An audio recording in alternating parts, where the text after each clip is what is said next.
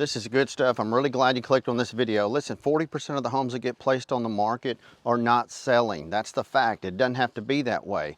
Unfortunately, homeowners are being left in the dark when it comes to selling their house. I'm going to show you and share with you so you'll have all of this information of how to sell a home fast in any market with the least amount of stress, and most importantly, to make you, a homeowner, the most amount of money. So listen, grab a pen, settle in. You're going to want to take notes. Please allow me to introduce myself. My name is Wayne Turner. I've been in the real estate business for 30 years. I've bought, flipped, sold, and I've helped thousands of people sell their home for the most amount of money, sell them fast with the least amount of stress. I get that. So a lot of people say, well, Wayne, I don't have the money or the finances. So let's start with the money before we even talk about anything else. A lot of people say, Wayne, I don't have the money or the finances. Here's a little trick that you can do. You have equity in your home, so when you sell your home, you're actually going to make money. Before you put the home on the market, you can go to your local bank, credit union, and you can say, hey, I just want an equity line of credit. Now, I'm not big on borrowing money or anything, but I'm going to share with you how you can borrow a little bit of money and actually make money. You go to the bank, credit union, and say, hey, I want to get a home equity line of credit. It's a line of credit on the equity of your house. And it's just like having a credit card or anything. And I always tell people the only time you want to do this is when you're putting money back into your house. Oftentimes people say, Wayne, I've got broken windows, fog windows, the carpet needs to be replaced, we got to paint, we need a new roof, that sort of thing. Now, a couple of those objectives can be handled at the closing, like a roof can be put on after the fact, depending on the type of loan that the buyer is getting, right? But in order to push all of that out of the way, if you want to replace the roof, you're going to sell it faster. If you want to replace the roof, you're going to get more money out of the house. The same goes with windows and carpet and that sort of thing. So here's the trick.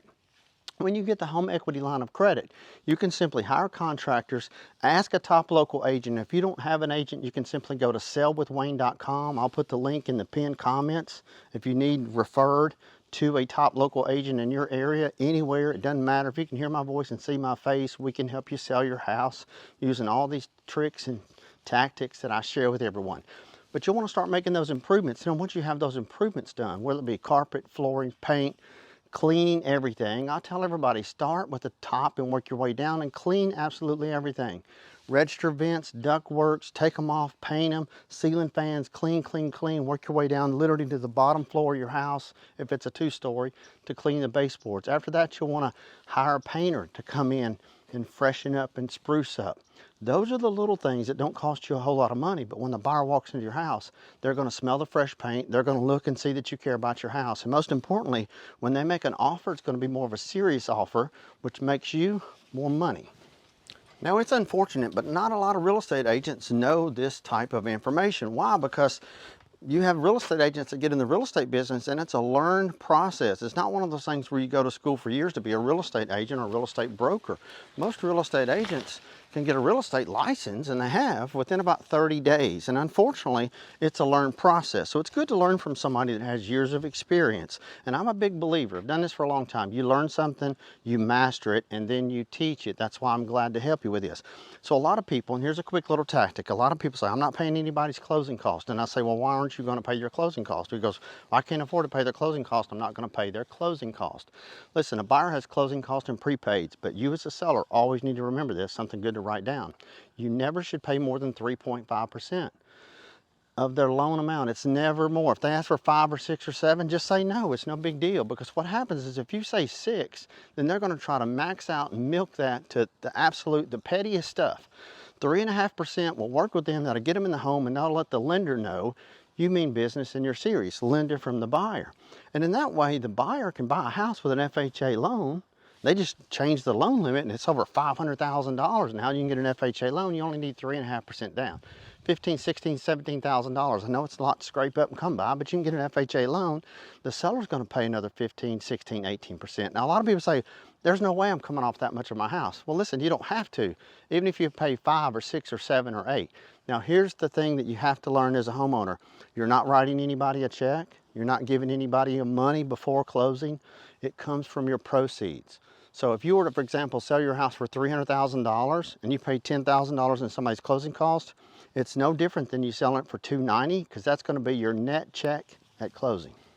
Now, something else I want you to know, and I don't want you to do this, when you put your house on the market, don't put that you're going to pay closing costs or that you will pay closing costs. Really don't make a whole lot of difference, because most real estate agents are going to ask that if the buyer needs that. They're going to have the buyer that's approved that's coming to your house, and you want to make sure you always see that approval letter.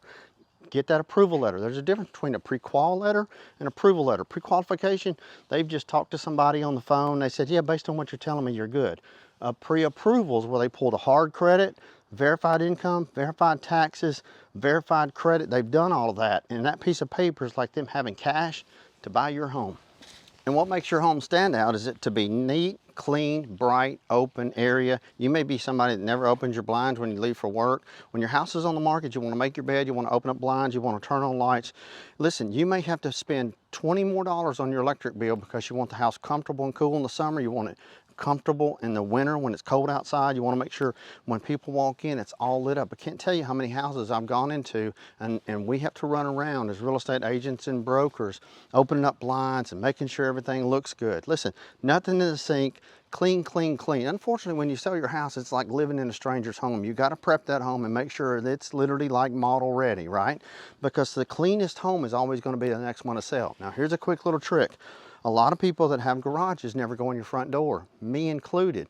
But here's what you have to do. You need to walk around, look at that front door. You need to wipe all the cobwebs down, clean everything as best you can, then put a fresh coat of paint, and then put a brand new doorknob, brand new deadbolt. That way, they're gonna walk up to your front door. It's gonna be light, bright, clean, smelling good, everything's new. I can promise you, I can't tell you how many times I've walked up to the front door of a house and looked at a buyer and said, this home will be spotless inside. And that was back in the days when the pictures were horrible, and a lot of times you didn't even have pictures. And I've started in the business, there was like one picture, right? Those black and white homes magazines. You can see I got a little black and white and this gray and this beard.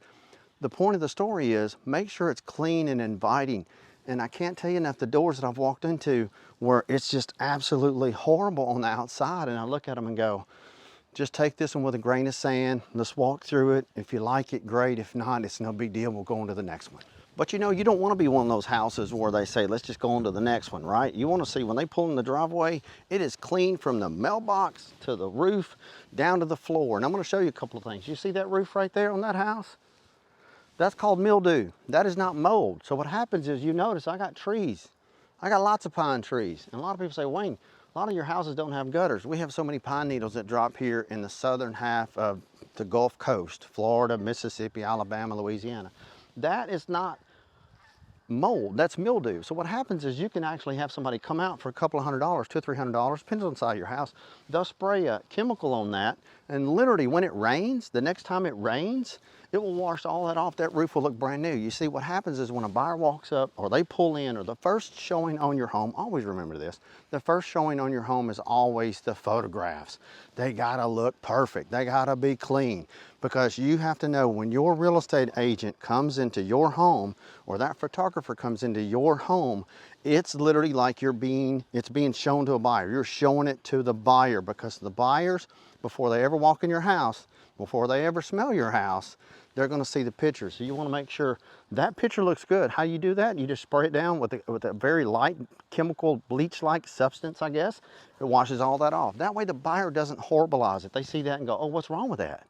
Especially if it's a first-time home buyer that never bought a house, or even if it's a second or third-time home buyer and they don't know a whole lot about construction. They're like, well, I don't even want to get it inspected because the roof's got to be replaced, and that's got to be $30,000 or $40,000.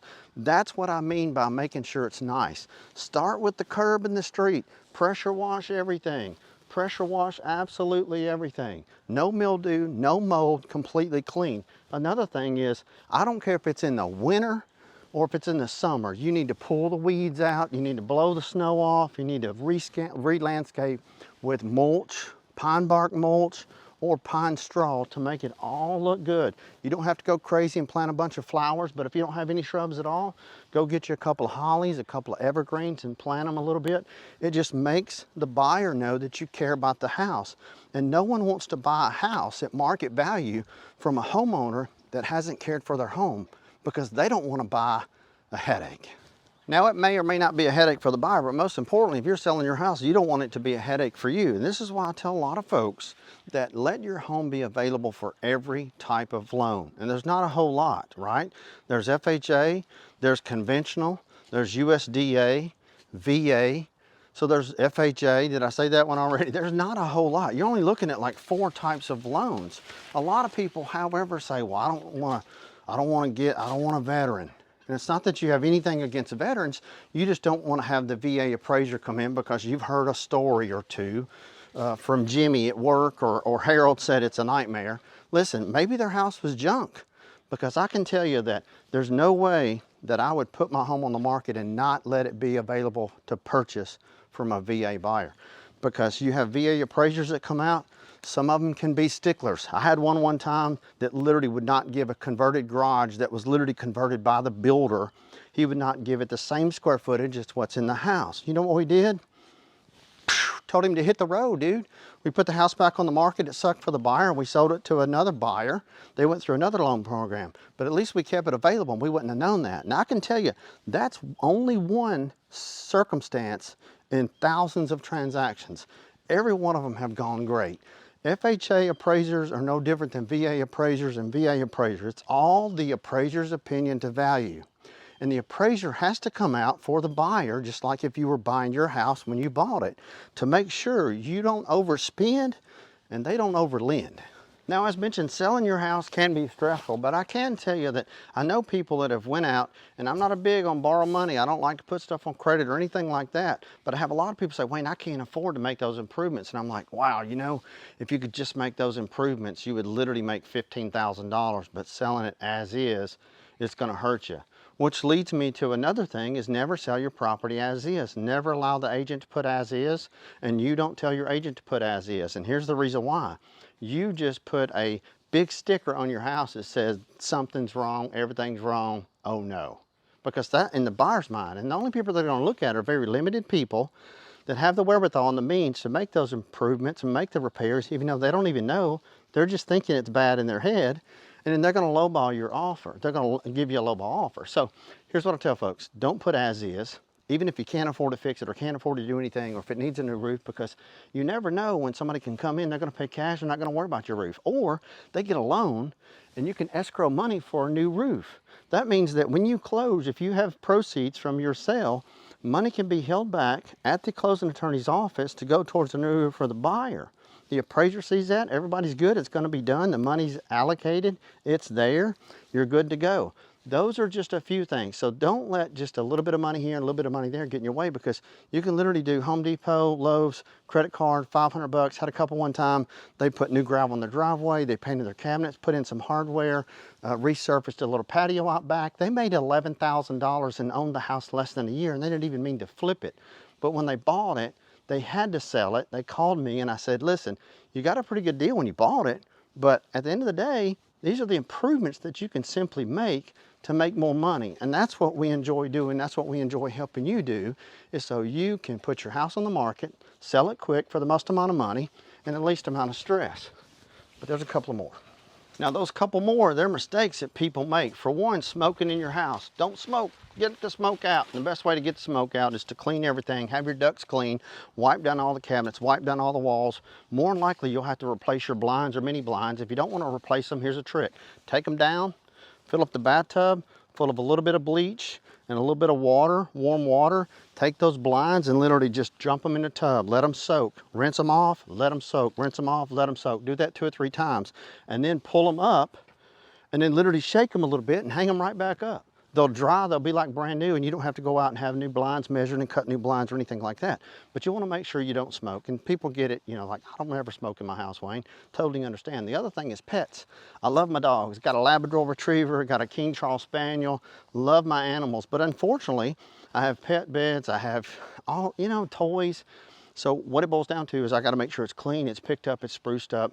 If you have to, throw the old bed away and go somewhere and get a new bed. Spend the 50 bucks. Promise you, you don't want to spend the money, but it's worth it, because now it's not going to be a burden. And you also want to make sure that the pets are out of the house when it's going to be shown. And for 2 reasons. One, they're going to be afraid of your pet, whether it be a cat, dog, bird, monkey, doesn't matter, iguana. I've sold houses with all of them. But people get distracted by the pet because they fear the pet. The ones that don't fear the pet, they love your pet, and they're looking at your pet and petting your pet more than they're paying attention to your house, and they go on to another house. Now, one of the most important things that I always recommend people do is get it ready every morning as though someone's going to come and look at your house. The pets are out, their pets are put away, and I know sometimes that's kind of hard because it's like, wait a minute, I'm there. You could also allow 24-hour notice to show. So you can tell your agent, hey, I need 24-hour notice to show because I have pets. That way I can time it so my mother-in-law can come get the dogs or whatever it may be. And always, if possible, don't be at the house, don't be in the house. You can be at the house when they show up and say, hey, look around, make yourself at home, I'm gonna be outside. Even then, it makes them a little bit more comfortable. And I know. You're probably thinking, Wayne, I know more about my house than anybody. And I get that, I totally do. The flip side is, you can explain all that and share all that with your agent. And you can explain that to the buyer, but if you're there at the house, it always makes them just a little uncomfortable because they feel like they're intruding upon your space. So listen, I hope this video helps you. Please subscribe to the channel, give me a thumbs up, leave your comments, ask questions. We do our very best to answer every single one. And most importantly, if you are looking to sell your house or know somebody is, share it with them. You can also go to sellwithwayne.com, SELL. I'll put the link below in the pinned comments. And I'll also put it here on the video, sellwithwayne.com, if you have any questions, concerns, and need somebody to look at your house to tell you what it's worth in today's market.